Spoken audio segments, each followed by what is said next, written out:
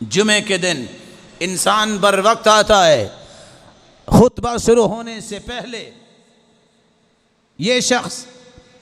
کتنا اللہ کے ہاں محبوب ہے۔ قال ابن رجب شہود الجمعہ